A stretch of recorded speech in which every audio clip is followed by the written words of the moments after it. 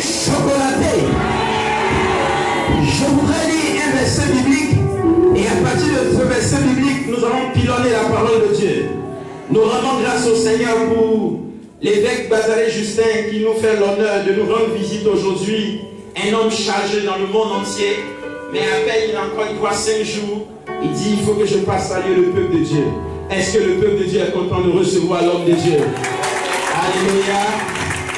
Et tous mes fils et filles, les révérends, on peut acclamer le Seigneur pour eux. Alléluia. Alléluia. Bonsoir mes enfants. Non, je n'entends pas bien. Bonsoir mes enfants. Bonsoir papa. Fais comme ça. Bonsoir mes enfants. Bonsoir papa. 2014 c'est ton année. Nous sommes au 14e jour du premier mois de l'année 2014.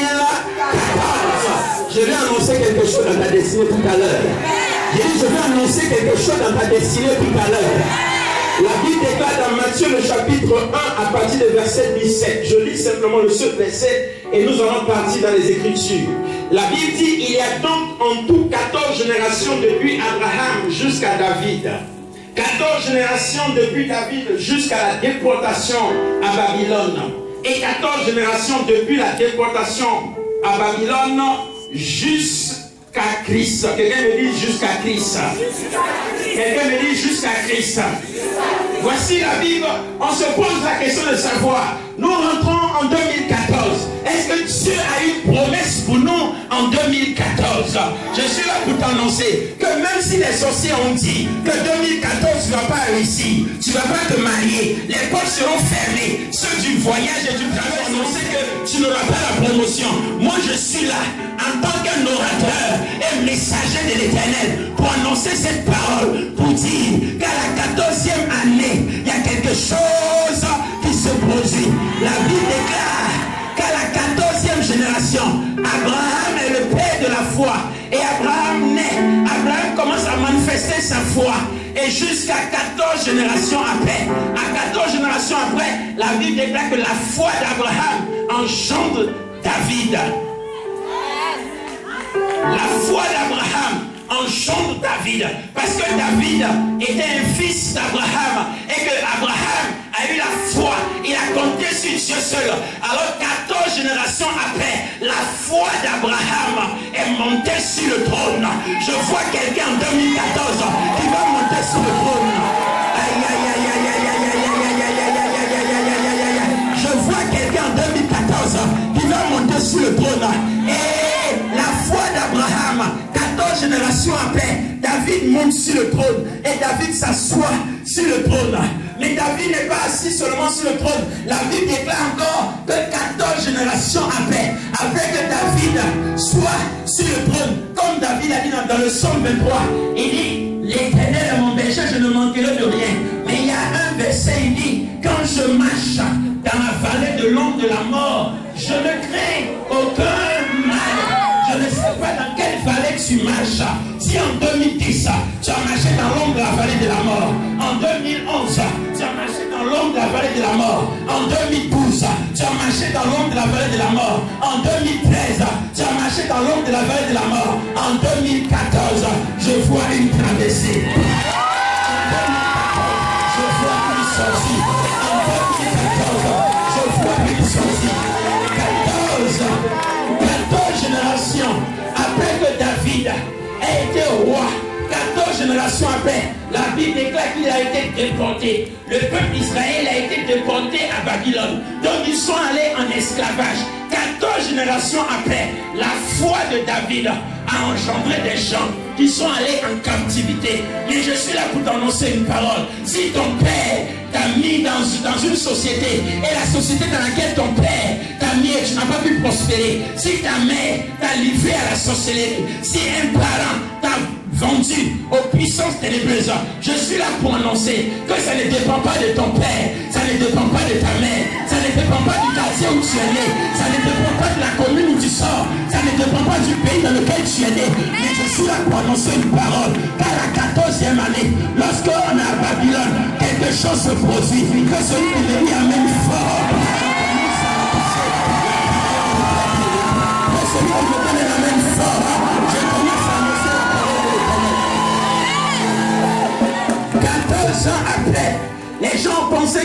seulement resté à Babylone. Abraham a enfanté la foi 14 ans après. David était sur le trône. David a enfanté 14 générations après. David a enfanté un peuple qui se retrouvait à Babylone en captivité. Mais 14 générations après. Que quelqu'un me dise 14 générations après. Que quelqu'un me dise 14 générations après. La Bible déclare que Jésus est mort le premier jour. Il est resté dans le tombeau. Le deuxième jour, il est resté dans le tombeau. Mais le troisième jour, il y a quelque chose qui s'est passé. Celui qui me dit révélation, je commence à financer la révélation ce soir. Celui qui me dit révélation, je commence à appuyer sur la gâchette ce soir. La première génération, c'était la génération de la foi. Les 14 premières générations, c'était la génération de la foi. Cette génération d'Abraham a enfanté quelqu'un qui s'est assis sur le trône. Mais la génération, les 14 autres générations de David ont enfanté une génération qui allait en captivité. Mais cette génération qui s'est trouvée en captivité, c'était la deuxième génération. Mais il y avait une troisième génération qui se préparait. Une 14 fois 3 qui se préparait. Et la 14 fois 3 qui se préparait. La Bible déclare quelque chose. Il me dit général parle.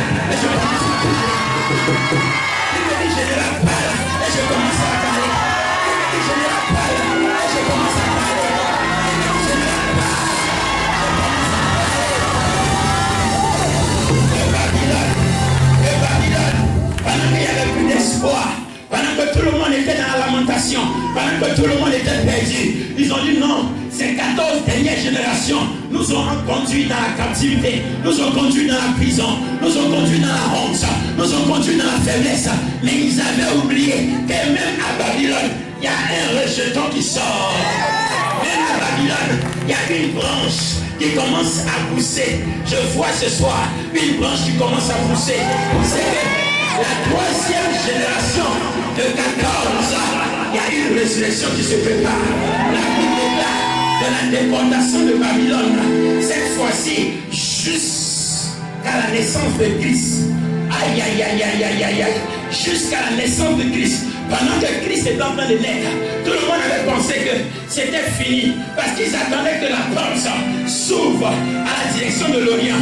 Mais ils n'ont pas vu la porte s'ouvrir. Parce que pendant qu'eux regardaient la porte physique, il y a eu une porte qui s'est ouverte dans le ciel. Et l'étoile a commencé à marcher. Je vois une étoile qui commence à marcher. Je vois une étoile qui commence à marcher. Je vois une étoile qui commence à marcher. Et l'étoile qui marche, c'est quoi mon frère? L'étoile qui marche, c'est quoi ma soeur? C'est l'étoile qui marche. Je dis que c'est toi. Si tu dis amen fort, c'est quoi ça?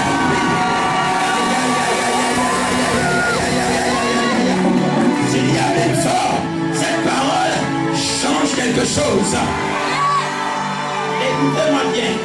Ce qui est premier est charnel. Ce qui est second est de l'esprit.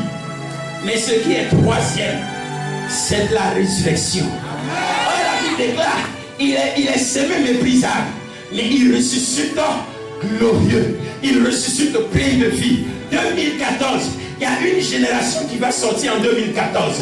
Il y a une génération qui va commencer à se préparer en 2014. Écoutez-moi, peuple de Dieu, de la Côte d'Ivoire et à travers le monde entier. Écoutez mon message ce soir. Je suis là pour parler aujourd'hui le 14 janvier de l'année 2014. Suivez-moi très bien. La Bible déclare quelque chose. Que l'apôtre Paul a servi le Seigneur pendant 14 ans. Et 14 ans après, son ministère a commencé à être contesté. Il y a des gens qui ont dit non, c'est un apôtre des gentils. Oh, Jésus a donné l'ordre d'aller annoncer l'évangile auprès des Juifs et non auprès des païens. Mais cet homme, d'où vient-il qui prêche l'évangile? La Bible déclare que son ministère n'était pas reconnu, son appel n'était pas reconnu. Mais à la 14e année, il allait à Jérusalem, il allait voir ceux qui étaient plus anciens que lui. Il y avait Pierre, il y avait Jacques et il y avait Jean. des personnes qui avaient marché avec Jésus. Et la Bible déclare que Paul allait exposer l'évangile qu'il prêchait auprès des gentils. Il a exposé son évangile auprès des anciens. Et ces anciens ont approuvé son évangile. Ils ont mis le cachot sur son appel. Ils ont donné l'approbation à son appel. Je parle à quelqu'un ce soir. Si ton diplôme n'était pas reconnu, si tes affaires n'étaient pas reconnues, si tout ce qui te concerne n'était pas reconnu, je parle à quelqu'un ce soir qu'il y a une reconnaissance qui va se manifester. Aïe, aïe, aïe, aïe, aïe, aïe, aïe, aïe, aïe. J'ai dit, il y a une reconnaissance qui va se manifester. Aïe, aïe, aïe, aïe, je pensais que j'allais te lever et commencer à dire cette affaire me concerne. J'ai dit, il y a une reconnaissance qui va se manifester. My God. J'ai dit, il y a une reconnaissance qui va se manifester. Et cette reconnaissance qui va se manifester, les gens seront étonnés de savoir qu'est-ce que c'est lui. Ils seront étonnés de savoir est-ce que c'est elle. Ils vont se poser la question de savoir est-ce que c'est lui. Et ça sera à toi de toucher ta poitrine. Vous dites, venez me toucher. C'est moi. Je suis ressuscité d'entre les morts. Venez me toucher. C'est moi. Je suis à la 14e année. Venez me toucher. C'est moi. Je suis le plus réussi. Venez me toucher. C'est moi. Je suis prospère. Et celui qui dit amen fort. Cette parole s'accomplit dans sa vie. Aïe, aïe, aïe, aïe, aïe, aïe, aïe, aïe. Dit général annonce. Dit général annonce. Pour que je puisse appuyer encore sur l'accélérateur. Qui veut que j'appuie sur l'accélérateur? Écoutez, à la 14e année, tout ce qui était obscur, tout ce qui était voile, tout ce qui était ténèbres, oh my God, les ténèbres se dissipent à la 14e année.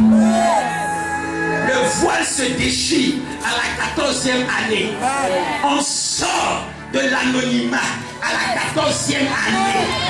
On rentre dans le mariage à la 14e année. Oh, j'ai pensé que tu allais acclamer fortement le Seigneur. J'ai dit, j'ai pensé que tu allais acclamer fortement le Seigneur. À la 14e année, il y a quelque chose qui se passe. Bien-aimé, écoute-moi bien.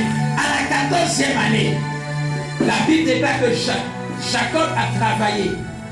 Jacob a travaillé pendant 7 ans. 7 ans pour avoir quelqu'un. Il a travaillé pour avoir une épouse qui était du nom de Rachel. Il a travaillé 7 ans. Or, le chiffre 7, c'est le chiffre de la perfection. Mais à la 7e année, au lieu qu'on lui donne Rachel, on lui a donné Léa.